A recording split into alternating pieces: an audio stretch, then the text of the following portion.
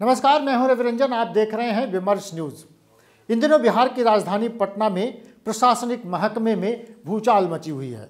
हर तरफ चर्चा एक ही बात की हो रही है कि गायघाट रिमांड होम से किसी तरह से बचकर निकली एक लड़की के बयान के बाद राजनीति में भी हलचल तेज हुई है और प्रशासनिक महकमे में भी भूचाल जैसी स्थिति है। असल में एक लड़की रिमांड होम से निकलती है और उसने बयान में ये कहा कि रिमांड होम में लड़कियों के साथ जिस तरह के अत्याचार हो रहे हैं वो उसी की याद दिला रही है जो भी हाल ही में मुजफ्फरपुर बालिका गृह में हुई थी। अमानवीय व्यवहार तो होते ही हैं, बच्चियों के साथ, लड़कियों के साथ ऐसी घटनाओं को अंजाम दिया जाता है जिससे सीधे सीधे आपको कहा भी नहीं जा सकता। लड़कियों के लिए उनको सेक्स के लिए दूसरे जगह पर भेजा जा रहा है, उनको यातनाएं दी जा रही हैं और उनको तरह तरह की यातनाएं तो दी ही जा रही हैं। कई लड़कियों के गायब हो जाने का भी मसला सामने आया है। इस पूरे मामले पर पिछले 4-5 दिनों से बिहार की राजधानी में हलचल तेज है। इस पूरे मामले की जांच डायरेक्टर लेवल से कराई गई। लड़की के बयान के बाद डायरेक्टर साहब ने सीधे सीधे लड़की को चरित्र प्रमाण पत्र दे दिया और उन्होंने कहा कि वो जो कुछ भी बोल रही है वो झूठ बोल रही है। उधर इस पूरे मसले पर महिला विकास मंच ने अपना आंदोलन तेज कर दिया। दिल्ली से सुप्रीम कोर्ट में निर्भया कांड का केस लड़ने वाली सीमा समृद्धि भी पटना पहुंच गई। उन्होंने भी एक प्रेस कॉन्फ्रेंस किया। अब तो राजद की नेत्री राबड़ी देवी ने भी इस मसले पर नीतीश कुमार की सरकार पर गंभीर सवाल खड़े किए हैं। तो आज हम इस पूरे मामले को समझने की कोशिश करते हैं। सबसे पहले हम आपको दिखाते हैं कि उस लड़की ने क्या कुछ कहा। उसकी पहचान छुपाने के लिए हम उसकी तस्वीर को सीधे सीधे हम आपको नहीं दिखा सकते, लेकिन उसकी बात हम आपको सुना रहे हैं। केवल उसके चेहरे को हम थोड़ा सा ब्लर करके आपको दिखाएंगे। तो सबसे पहले देखिए कि लड़की ने क्या आरोप लगाए और इस आरोप में अगर सत्यता है तो डायरेक्टर साहब इस तरह की बात क्यों कह रहे हैं। पहले सुनते हैं लड़की की बात। हाँ बताओ बेटा, वहाँ तुम क्यों नहीं जाना चाहती हो? वहाँ पे मरने के लिए जाए। वहाँ पे मतलब अभी अगर हम वंदना गुप्ता के खिलाफ हम बोल रहे हैं ना, तो हम जाएंगे तो हमें जान से मार देगी। अच्छा, वहाँ मार दिया जाता है? हाँ, जान से मार दो। तुमने देखा है वहाँ? हाँ, पहले कभी हुआ है? हसीना को फांसी लगा दिया गया था। वो बेचारी मतलब अभी तक तो उसका पागल खाने में कंकाल उंकाल होगा कि नहीं होगा, वहाँ पे वो किया गया था। तो हसीना सुसाइड नहीं की थी? नहीं, उसको मारा गया था। वो मतलब अपनी ज़िंदगी जीना चाहती थी कि हम भी बाहर, कब तक 10 साल लड़कियां रहती हैं पाके जाती हैं कि हम भी अपनी ज़िंदगी जिए, लेकिन वहाँ पे ऐसा कुछ नहीं होता है। वहाँ पे बोलते हैं कि आती हो कानून की तरफ से, लेकिन जाओगी वंदना गुप्ता की तरफ से। चलिए, तस्वीरों में यह स्पष्ट है कि लड़की जिस ओर इशारा कर रही है रिमांड होम की सुपरिटेंडेंट वंदना गुप्ता पर सीधे सीधे आरोप है। वंदना गुप्ता लड़कियों को यातनाएं दे रही हैं और वंदना गुप्ता पर यह आरोप है कि वो लड़कियों को बाहर भेज रही हैं। कल ही एक रिटायर्ड आईपीएस ने यह आरोप लगाते हुए राज्यपाल को पत्र लिखा। अमिताभ दास ने लिखा कि लड़कियां तो मंत्रियों तक को भेजी जा रही हैं। तो क्या इस पूरे मामले की जांच नहीं होनी चाहिए?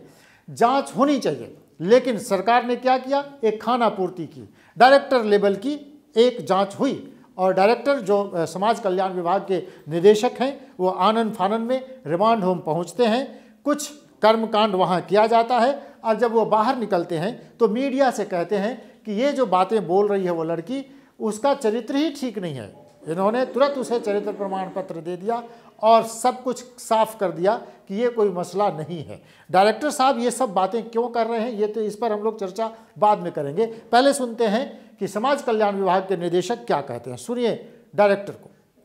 ये पहली बार आरोप लगा है जो हमारे कार्यकाल में, और उसकी जांच की गई है। जांच में कोई तथ्य नहीं पाया। ये महिला कहाँ के रहने वाली महिला है? अपने ये महिला पहले तो ये बोलती थी मैं अनाथ हूँ, पहले काउंसलिंग में। बाद के काउंसलिंग में इसने बताया कि मेरा घर गाजीपुर था, मेरे माता पिता नहीं है और मैं दिल्ली के होम में बरी हुई हूँ।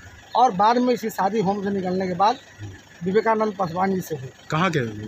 ये दरभंगा के गाजीपुर के रहने वाले। उसी मामले में ये यहाँ पर रिमांड होने आए थे। हाँ नहीं, ये उसके पति उसको ले जाते हुए दिल्ली के क्रम में, मैंने बताया शुरू में, आप शुरू का वीडियो फुटेज देखी है रंगरारी का, तो उसमें दिल्ली ले जाने के क्रम में उन्होंने उसको छोड़ के वो उतर गए। वो लड़की लवारिस थी, उसको चाइल्ड लाइन ने पकड़, रेलवे चाइल्ड लाइन ने देखा और उसे CWC CWC उसे लेके हमारे पास, हमारे होम में, छपरा, चूँकि सिवान में होम नहीं है, छपरा होम में भेजी।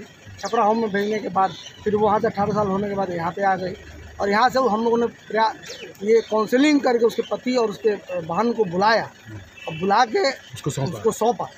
अब उसके बाद वो अगस्त के बाद से कहाँ थी मुझे नहीं पता है, लेकिन ये आरोप लगाई है, वीडियो वायरल हुआ है। कहाँ का आरोप है, कैसे आरोप है, उसकी सत्यता के बारे में मुझे जानकारी नहीं, क्योंकि आरोप लग गया तो ये हमारा फर्ज बनता था विभाग के कि हम इसकी जांच करें और गहराई से जांच करें। इसलिए कल भी जांच हुई, हमारे प्राधिकारियों ने जांच की। आज पूरी टीम, मैं खुद अपने नेतृत्व में लेके आया हूँ और एक एक चीज़ की सूक्ष्मता से जांच की गई है और स्पेशल ब्रांच द्वारा भी जांच की, सब लोग के द्वारा जांच की गई है, कहीं कोई तथ्य FIR दर्ज हुआ अभी तक। चलिए, डायरेक्टर साहब ने लड़की को चरित्र प्रमाण पत्र दे दिया और इतिश्री हो गया, उनकी ड्यूटी खत्म। लेकिन ये मामला यहीं थमने वाला नहीं है। महिला विकास समिति नाम की एक संगठन, महिलाओं का एक संगठन जिसमें कई जाने माने वकील हैं, महिला वकील भी हैं, उन लोगों ने इस मसले को उठाया है। वो लगातार इस पर काम कर रही हैं। उन लोगों ने लड़की को थाने ले जाने की कोशिश की। महिला थाना में इस पर FIR दर्ज नहीं हुआ, लेकिन एक सनहा दर्ज कर लिया गया, उसकी शिकायत जो है वो दर्ज कर ली गई।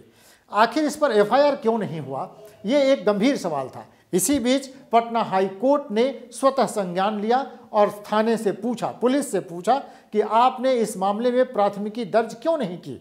लेकिन अभी तक हाईकोर्ट के संज्ञान लेने के बाद भी इस मामले में कोई प्राथमिकी दर्ज नहीं हुई है। हालांकि उधर महिलाओं ने अपना आंदोलन तेज कर दिया।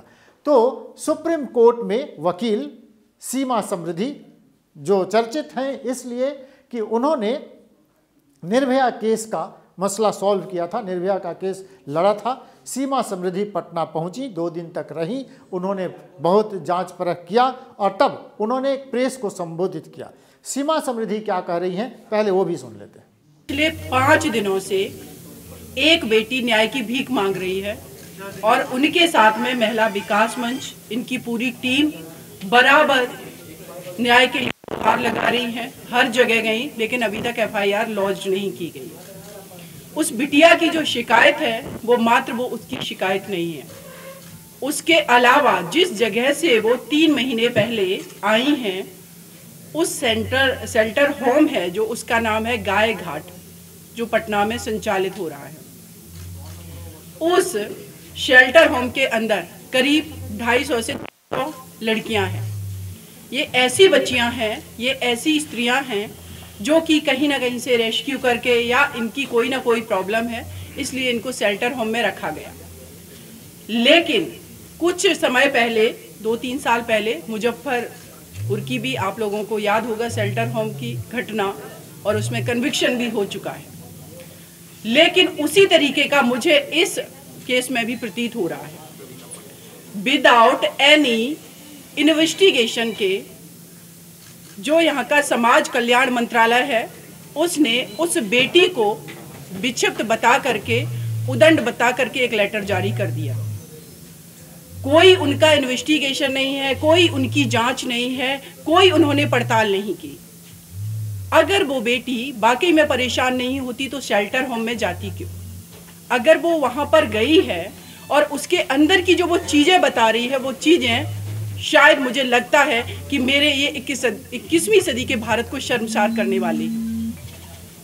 उसके साथ रेप किया जाता है, उस बच्ची के साथ उसको इंजेक्शन दिए जाते हैं, अगर वो मना करती है तो मारपीट होती है, फिजिकल एब्यूज किया जाता है। और उसके अलावा जो वहाँ की जो उसको क्या नाम है, वार्डन, जो सुपरिंटेंडेंट है वहाँ की वार्डन वंदना गुप्ता, जिन पर वो निरंतर आरोप लगा रही है। और वंदना गुप्ता एक ऐसा नाम है जिस पर ये बिटिया जो है ये सिर्फ विक्टिम आरोप नहीं लगा रही है। अभी जैसे कि वीना मानवी जी ने बताया, पीछे आपके पास यहाँ पर बैठे हुए रंजीत कुमार, वो भी बताएंगे।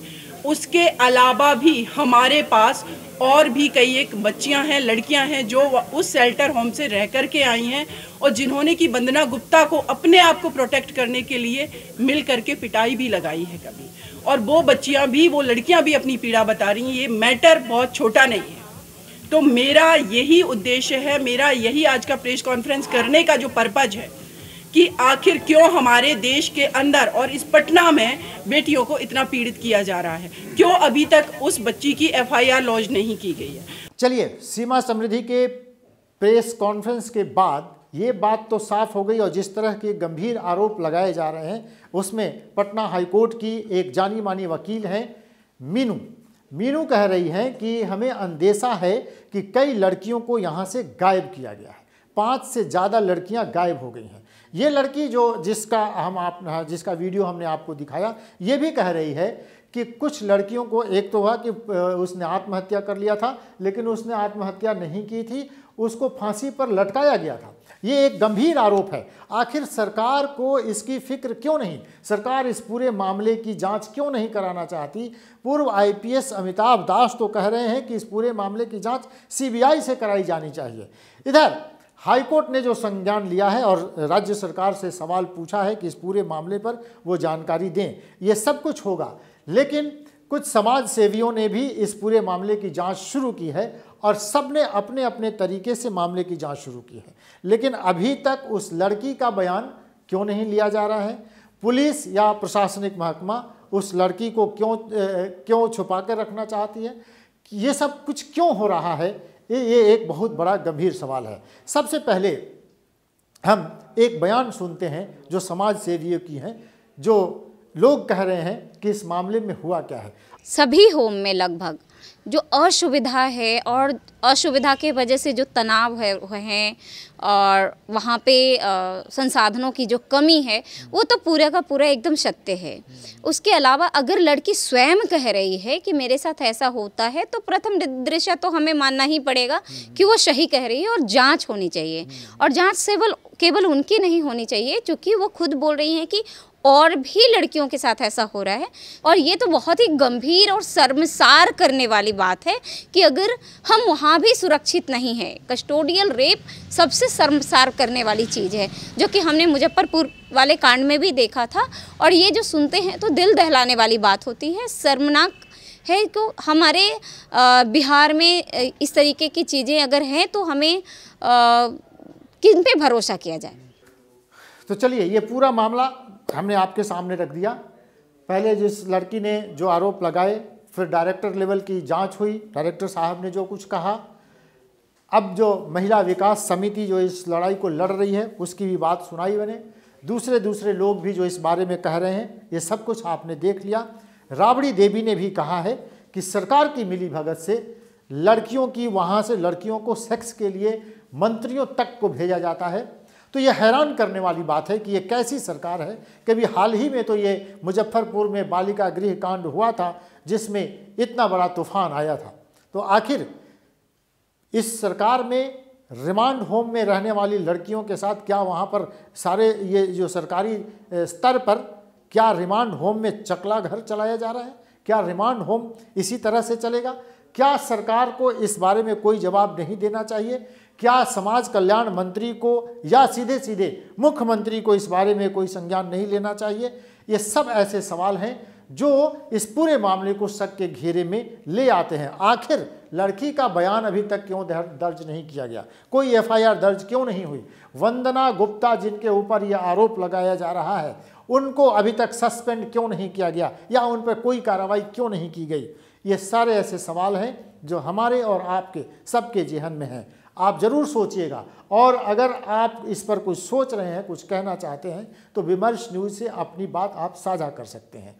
आप हमारे चैनल को जल्दी से सब्सक्राइब कीजिए। आप जाइए www.vimarsnewslive.com पे हमारे चैनल को सर्च कीजिए, उसे सब्सक्राइब कीजिए और उसके बगल में जो बेल आइकन है उसको भी दबाइए ताकि आपको समय समय पर नोटिफिकेशन मिलता रहे। हमारे कमेंट बॉक्स में आप अपना कमेंट लिख के इस कार्यक्रम में, हमारे कार्यक्रमों से जुड़ सकते हैं। हमारे इस मुहिम से भी आप जुड़िए। रिमांड होम में लड़कियों के साथ जो कुछ अत्याचार हो रहा है उसके खिलाफ इस मुहिम में शामिल होइए। देखते रहिए विमर्श न्यूज़। नमस्कार।